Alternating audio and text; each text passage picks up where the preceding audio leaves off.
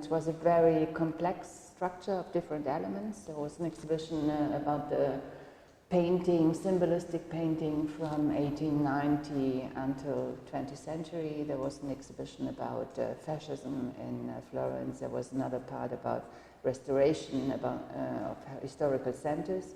And she invited 10 contemporary artists to develop new works for 10 public courtyards in the city.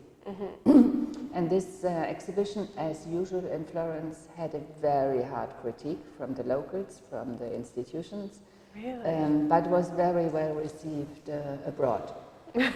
And all this material after 1980, I mean, there was a project of some students from Milano Art Academy, but it was never seen again.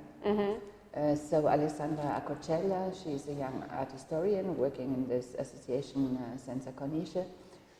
She looked through all the material at a certain point together with me, and we just show what is documented from this historical exhibition. And we invited 2 contemporary artists to make new productions. And this will be a performance parade in the city center, done by King Kaleri, performance group from Prato, and Natasha Sadra Hagigian. She's an Iranian-born artist but living since many years in Berlin. And she developed a new installation in the Palazzina Reale, which relates also to digital realities, globalization, and so on. Okay, perfect. All right, thank you. And can you tell me a little bit about the villa's history, when it began? Yeah, it's one of the very important aspects of the villa, that it has such a long history. Because at least most contemporary places in Italy have short histories or also broken histories. And Villa Romana was founded in 1905, and it was an initiative by artists, not by the state or by somebody else, but artists in Germany wanted to have a place in Italy in the south to stay there and work. And it was mainly Max Klinger, a quite well-known figure in German art history, who found this building here, bought it, founded the association Villa Romana, and also initiated the Villa Romana Prize, which is dedicated, with 2 interruptions during the World Wars, until now to about 4 artists each year. Okay, perfect. And I remember reading something about how I think the fascists tried to use the Villa Romana Prize for their... okay. So no, on the opposite. I must say, fortunately, the jury of the Villa Romana, even in this bad social nationalist, nationalsozialist times, was clever enough not to directly cooperate with the system. Okay, excellent. Okay. So would you say that the Villa Romana has always been in the avant-garde in terms of art history and the exhibitions that they show? I mean, being in art history, mostly you can judge only afterwards, because when the jury in 1906 invited Max Beckmann, he was just a young guy, 30 years old, a painter, and nobody knew that he would really enter and write art history. And that's the same until today, that we have a very strong selection of these 4, sometimes 5 artists who win the prize, always in the hope that they will really have a big career in front of them. Yes, of course. And I must say, the exhibition and all the other program with concerts and symposiums and workshops is not only and directly linked to the fellows who stay here for 10 months. Okay. So there is a parallel reality which tries to introduce, on one hand, the fellows to the Italian public, and also treating the Italian art scene or the international art scene, bringing it to Villa Romana to have a more, let's say, transnational space. Okay, and is it so often that the fellows here meet other people in Florence and want to collaborate with them? Yes. Okay, yes. I mean, they meet a lot of people, of course, either here in the villa or when they walk around. Yes.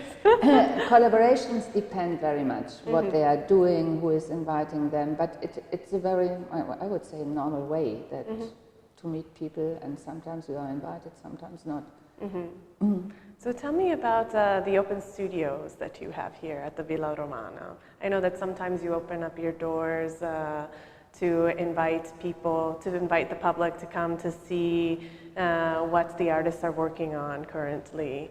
And so it's kind of an interesting way to interact with the Villa Romana and to see what's happening, because it's not just a show, it's seeing the process and behind the scenes of what goes into making a show, maybe. So. Yeah, I mean, Open Studios is always the most, the biggest event with the biggest public too, because it means that the building has 40 rooms, 4 studios, but a lot of other guest rooms and so on. All doors are open.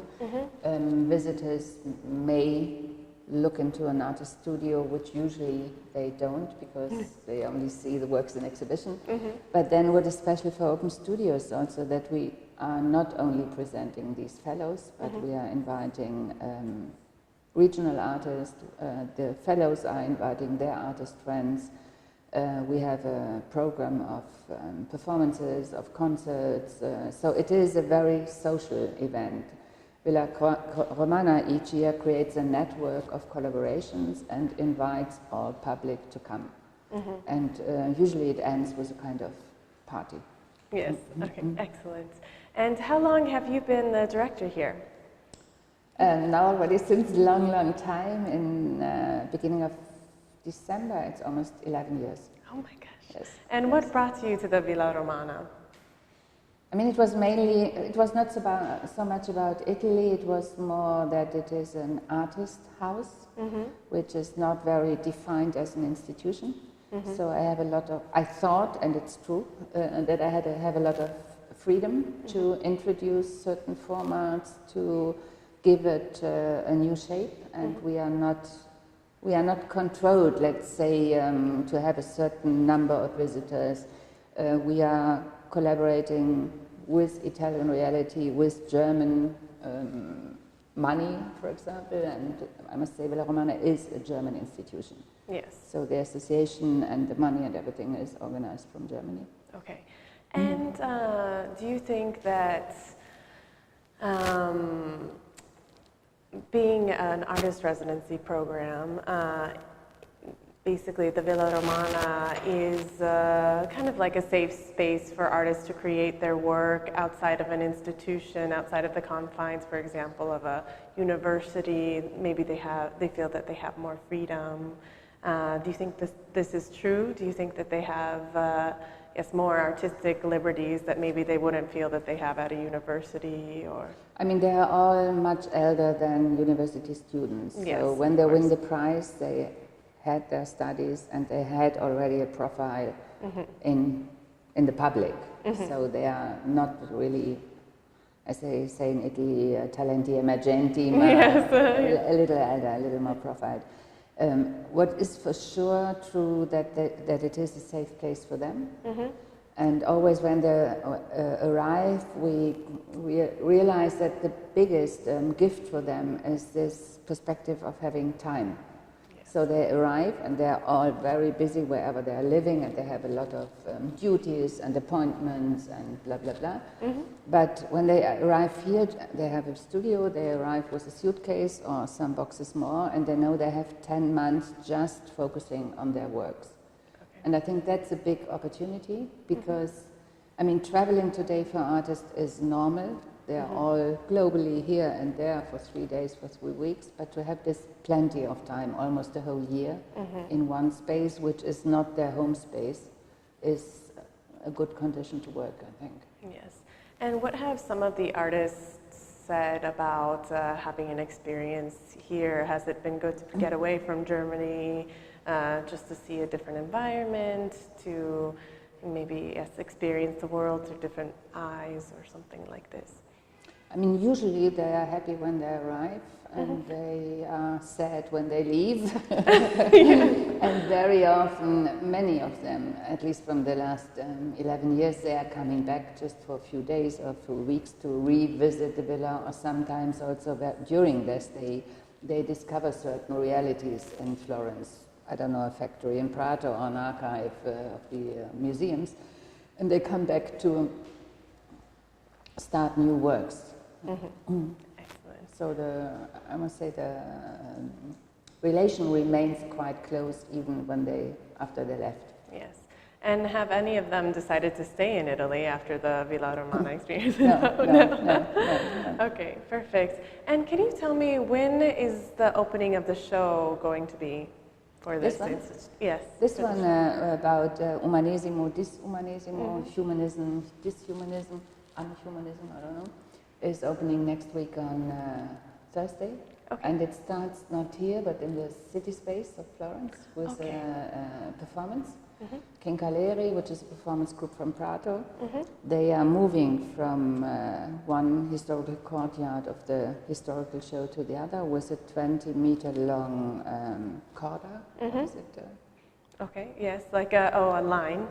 A line, and they will recite text about the exhibition, but also about urban space today.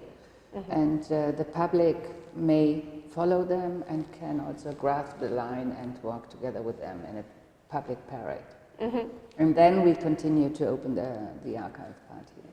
Okay, perfect. So I love when the Villa Romana engages the community, the Florentine community, in this way when there are public performances, because it's a way of integrating, this German culture, but also international artists, because not all of the artists here are German. They just happen to live in Germany.